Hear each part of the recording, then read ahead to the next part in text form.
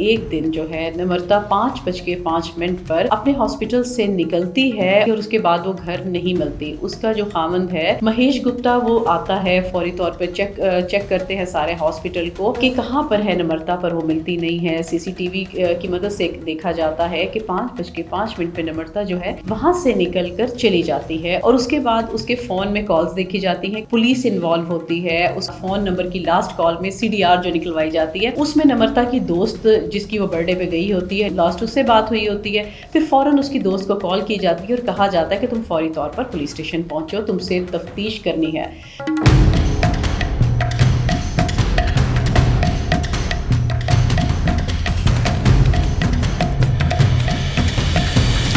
بسم اللہ الرحمن الرحیم۔ السلام علیکم، میں ہوں آپ کی میزبان اینی باجو اور آپ دیکھ رہے ہیں ویژن وائب۔ اپنے تمام دیکھنے والوں کو خوش آمدید کہیں گے۔ جی تو ناظرین، آج جو سٹوری ہم آپ سے ڈسکس کرنے لگے ہیں وہ ہے انڈیا کے علاقے رزاق کی، جہاں پر ایک لڑکی ہے جس کا نام نمرتا ہے۔ وہ پڑھتی ہے ایک نرسنگ یونیورسٹی میں، اور جہاں پہ وہ پرفیکشن کے لیے جو ہے کرناٹکا شفٹ ہو جاتی ہے۔ وہ باقاعدہ طور پر ایک نرس جو ہے وہ بن جاتی ہے، اور بہت ہی اچھے لیول پر وہ اسٹڈی کرتی ہے، بہت ہی انٹیلیجنٹ ہے۔ اور اسی طریقے سے وہ جب نیکسٹ اپنے لیولز کمپلیٹ کرتی ہے تو وہ وہاں سے چلی جاتی ہے Rajiv Gandhi university of health میں، جہاں پر وہ کمپلیٹ نرسنگ کی ڈگری حاصل کر لیتی ہے۔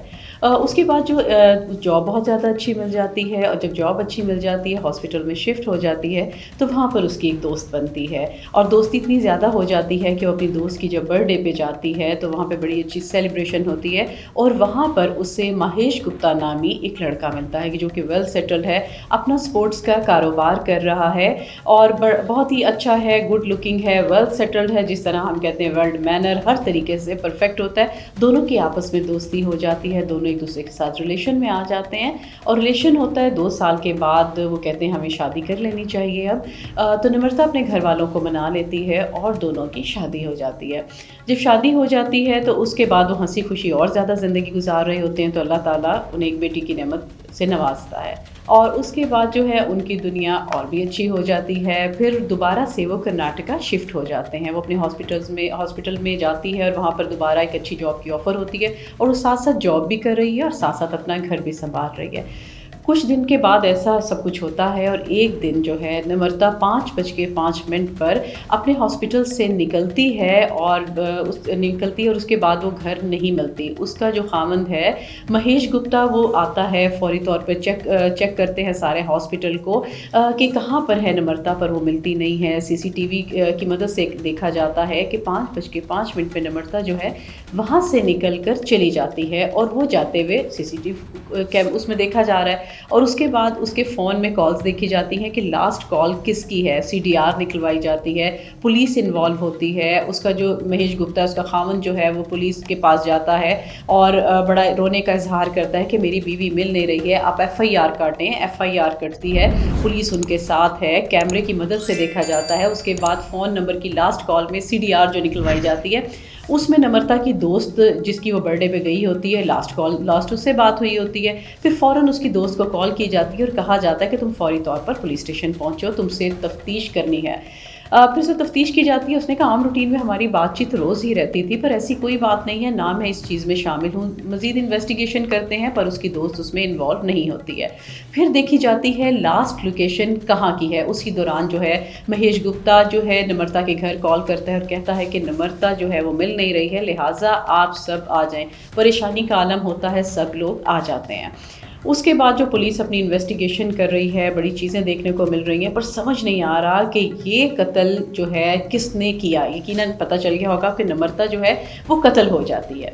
تو ساری چیزیں دیکھنے کے بعد انہیں تھوڑا سا ڈاؤٹ ہوتا ہے کہیں اس کا میاں جو ہے مہیش گپتا تو شامل نہیں ہے، پر یہ باتیں جو ہیں ان کہی ان سنی ہو جاتی ہیں۔ پھر مزید انویسٹیگیشن ہوتی ہے، تو جب وہ دیکھتے ہیں لاسٹ لوکیشن نکلتی ہے مہیش گپتا کے گھر کی اور نمرتا کے گھر کی۔ جب نمرتا گھر جاتی ہے، وہاں پہ لاسٹ لوکیشن جو ہے وہ ختم ہو جاتی ہے۔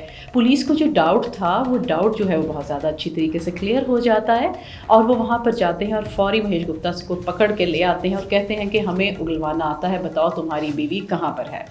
وہ پہلے تو مانتا نہیں ہے، جب اسے کہتے ہیں کہ اب تمہیں ڈنڈوں کے زور سے منوانا پڑے گا، جیسے ہی اسے لے کے جاتے ہیں ساتھ ہی کہتا ہے میں بتاتا ہوں کہ نمرتا جو زندہ نہیں ہے، نمرتا کا قتل ہو چکا ہے۔ انہوں نے کہا بتاؤ کہاں پر ہوا؟ کہتا ہے میں آپ کو سب کچھ دکھاؤں گا۔ پھر وہ گھر میں ہی لے کر جاتا ہے، تو آپ جب سنیں گے تو آپ کی عقل بھی دنگ رہ جائے گی، حیران ہو جائے گی انسان کیا کچھ کر جاتا ہے۔ جب وہاں پر گئے ہیں، گھر لے کے جاتا ہے تو وہاں پر وہ ساری چیزیں دیکھنا شروع ہو جاتی ہے، پولیس جگہ جگہ۔ کہتا ہے میں بتاتا ہوں آپ کو، میں نے اس کو مار دیا ہے اور یہ ڈیپ فریزر کے اندر ہے۔ ایک عام فریج جیسے آپ گھر میں دیکھتے ہیں، اسے جو ایک بڑا فریج کہا جاتا ہے جسے ہم ڈیپ فریزر کہتے ہیں، اس کے اندر نمرتا کی لاش پڑی ہوتی ہے، اور وہ لاش بھی سیدھی سیدھی پڑی ہوتی ہے، یہ نہیں کہ ٹیڑھی ہے اسے کاٹ دیا ہے ذبح کر دیا ہے، بالکل نہیں۔ نمرتا کی لاش سیدھی ہوتی ہے، ڈیپ فریزر کے اندر وہ ہوتی ہے، اور اس کو زنجیروں سے جو ہے برے طریقے سے باندھا ہوتا ہے۔ پھر اسے خود ہی نکالتا ہے، خود ہی کھولتا ہے، خود ہی سارا کچھ دکھاتا ہے۔ پولیس پوچھتی ہے مہیش گپتا سے کہ تم نے اسے مارا ہے، کیا کیا ہے، بے ہوش کیا ہے، کس طرح سے تم نے اسے فریزر میں ڈال دیا؟ اس نے کہا ہماری لڑائی ہوئی، اس کے بعد میں نے غصے میں اسے فریزر میں زندہ ایسے ہی ڈال دیا تھا، اور اس کے بعد جو ڈیپ فریزر ہوتا ہے اس کا منہ بند کر دیا تھا، تو ٹھنڈ کی وجہ سے یہ مر گئی ہے، اور میں نے اسے زنجیروں سے باندھ دیا تھا فریزر کو تاکہ یہ باہر نہ نکل سکے۔ تو پولیس بڑا پریشان ہوتی ہے، وہ کہتی ہے تم نے مارا کیوں ہے؟ نہ تو تمہیں پیسے کی کمی ہے، اللہ نے اولاد کی نعمت سے بھی نواز دیا ہے، بیوی تمہاری اچھی جاب کر رہی ہے، تم اچھی جاب کر رہے ہو، تمہارا بزنس ہے اسپورٹس کا، تو تمہیں کیا ایسی ضرورت پیش آئی تھی کہ تم نے اس طرح سے اپنی بیوی کو اتنی بے رحمی سے مار دیا؟ وہ پھر اپنی کہانی سناتا ہے، کہتا ہے آج سے کئی سال پہلے میں نے پنڈت کو اپنا ہاتھ دکھایا تھا، تو انہوں نے کہا کہ تمہارے اولاد پیدا نہیں ہو سکتی، تم باپ کبھی نہیں بن سکتے۔ تو کہتا ہے وہ ذہن میں میرے بات بیٹھ گئی تھی، اور اسی طریقے سے وقت گزرتا گیا، میں پریشان بھی رہتا تھا کہ میں تو کبھی باپ نہیں بن سکتا، اولاد مجھے نہیں مل سکتی۔ تو اسی پریشانی میں کافی سال بعد میں نے اپنا میڈیکل چیک اپ کرواتا ہوں، میں اپنے تمام چیک اپس کروا لیتا ہوں، تو جب میں رپورٹ دیکھتا ہوں تو وہی رپورٹ آتی ہے جو پنڈت نے بتائی تھی، اسی طریقے کی وہ رپورٹ میرے سامنے ہوتی ہے کہ میں باپ نہیں بن سکتا۔ کہتے ہیں نمرتا سے میں بہت پیار کرتا تھا، نمرتا سے جب شادی ہوئی تو سال بعد ہمیں بیٹی ملی، مگر میں یہ حیران تھا، میں نے آج تک نمرتا سے ذکر نہیں کیا تھا اس بات کا کہ مجھے پنڈت نے بھی کہا، اور میری جو میڈیکل رپورٹس ہیں اس میں بھی یہ سارا کچھ آیا، تو میرے اولاد کیسے ہو سکتی ہے، میرے بچہ کیسے پیدا ہو سکتا ہے؟ وہ بڑا پریشانی کا شکار تھا، کہہ رہا تھا میں روز جیتا تھا، روز مرتا تھا کہ کیسے یہ بچہ پیدا ہو گیا۔ وہ چیزیں اس کے دماغ میں چلتی رہتی تھی، اور ان چیزوں کی وجہ سے وہ جو اس کی بیٹی تھی، رات کو وہ اکثر جیسے نمرتا سو گئی ہے تو وہ اسموکنگ کرتا تھا، اسموکنگ کرتے ہوئے سگریٹ جو تھا وہ بچی کے اوپر لگا دیا کرتا تھا، بچی چیختی تھی، چلاتی تھی، نمرتا صبح پوچھتی تھی یا اٹھ گئی ہے تو پوچھتی تھی کیا ہوا، کہتا تھا میں سگریٹ پی رہا تھا، بچی پاس تھی تو وہ اسموکنگ کرتے ہوئے وہ اس کے اوپر گر گئی ہے، اکثر ایسا ہونے لگا۔ پھر کسی دن وہ کیا کرتا تھا کہ دیکھتا تھا نمرتا نہیں ہے تو وہ گرم گرم استری لے کے وہ بچی کو لگا دیتا تھا، کہتا تھا جب وہ چیختی ہے تو وہ مجھے سکون ملتا ہے کہ میری اولاد نہیں ہے، اور اسے تو اس بچی کی وجہ سے میرا گھر برباد ہو رہا ہے۔ وہ اس طریقے سے بچی پہ بہت زیادہ ظلم کرتا تھا۔ پولیس نے کہا سگریٹ لگایا ٹھیک ہے، استری سے جلایا ٹھیک ہے، پٹخا ٹھیک ہے، پر تم نے اس طرح سے جان سے کیسے مار دیا؟ اس نے کہا ایک دن مجھے پتہ نہیں تھا کہ نمرتا آ جائے گی، اور میں نے بچی کو، مجھے اتنا غصہ آیا تھا کہ بچی کو اٹھایا ہے میں نے بیڈ سے اور زمین پہ زور سے پٹخایا، پھر اٹھایا پٹخایا، اسی دوران نمرتا آتی ہے اور اپنی آنکھوں سے دیکھ لیتی ہے۔ پہلے بھی ان کی اس بات پہ لڑائی ہوتی تھی کہ بچی کو اس طرح کیوں کرتا ہے، تو جب اس نے اپنی آنکھوں سے دیکھا تو ان کی لڑائی بڑھتی چلی گئی۔ اس نے کہا میں تمہارے ساتھ نہیں رہ رہی ہوں، مجھے طلاق دو، مجھے ڈائیورس دو، میں جاؤں گی اپنی بچی لے کے، میں تم جیسے سائیکی آدمی کے ساتھ نہیں رہ سکتی، کیونکہ تم جیسا بندہ ہے ہی نہیں ہے، بندے کوئی ایسا سلوک کرتے ہیں بچوں کے ساتھ۔ پر وہ بندہ تھا کہ وہ طیش میں آتا گیا اور لڑائی بڑھتی گئی۔ اس نے سوچا کہ اگر میں نمرتا کو طلاق دے دوں گا، نہ میرے ماں باپ ہیں نہ کچھ ہے، تو میں کس طریقے سے اپنی زندگی گزاروں گا، میرا تو کوئی ہے ہی نہیں ہے۔ پریشانی کے عالم میں اور لڑائی بڑھتی گئی، اس نے نمرتا کو مارنا شروع کر دیا، اور وہ مارتے مارتے جو ہے اسے کچن تک لے آتا ہے۔ کچن میں جب وہ لاتا ہے اور یعنی کہ اتنی زور سے اس کے سر پہ مار رہا ہے، چوٹیں لگتی ہیں، وہ اٹھاتا ہے نمرتا کو، اس میں فریزر میں ڈال دیتا ہے، تب تک نمرتا بے ہوش نہیں تھی۔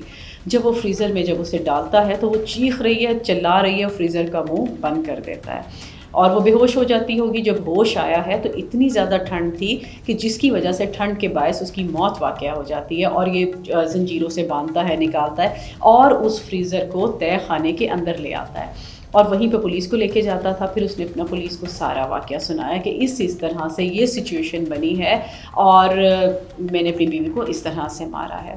آپ یہ دیکھیں ناظرین، سٹوری تو ہم نے آپ کو سنا دی ہے، पर आप ये देखें कई चीज़ें ऐसी होती है कि बंदा नाउम्मीद हो जाता है, मायूस हो जाता है जिन कामों से, पर अल्लाह की कुदरत होती है, उस टाइम अल्लाह की कुदरत मोज़े दिखाती है। और वो मोज़े ऐसे होते हैं कि कोई ऐसी बात नहीं थी, उसकी अपनी औलाद थी जो पैदा हुई है, जिस पर वो कंप्रोमाइज़ नहीं कर रहा था, वो कह रहा था मेरी औलाद नहीं है। पर इस तरह के वाक़यों से हमें सबक सीखना चाहिए कि आपको किसी नजूमी ने कह दिया, किसी पामिस्ट ने कह दिया, कोई पंडित ने कह दिया, ये एवरीथिंग किसी ने भी कोई पेशन गोई कर दी है, पर उस पर अगर आप अपना दिमाग स्टक कर लेते हैं तो अक्सर ऐसे ही हालात पैदा होते हैं, घरों में लड़ाई झगड़े चीज़ें होती हैं। अगर हम उस चीज़ को पॉजिटिवली लें कि कुदरत है, कुदरत हमें सब कुछ दिखा रही है, कुदरत किस टाइम पे मेहरबान हो जाए हमें पता नहीं है, इसलिए हम लोगों को ठंडे दिमाग से और पॉजिटिवली सोचेंगे तो हमारे घर में भी बाहर बड़ा अच्छा माहौल रहेगा। खुद अपनी जान पर जो हम अजाब दे रहे होते हैं सोच सोच के, तो हमारी ज़िंदगी भी बहुत रिलैक्सेशन का शिकार होगी। तो नाज़रीन, ये थी हमारी आज की स्टोरी। इंशाअल्लाह ताला नेक्स्ट स्टोरी पे हम दोबारा आपसे होगी मुलाकात। रखिएगा अपना ढेर सारा ख्याल। अल्लाह निगहबान।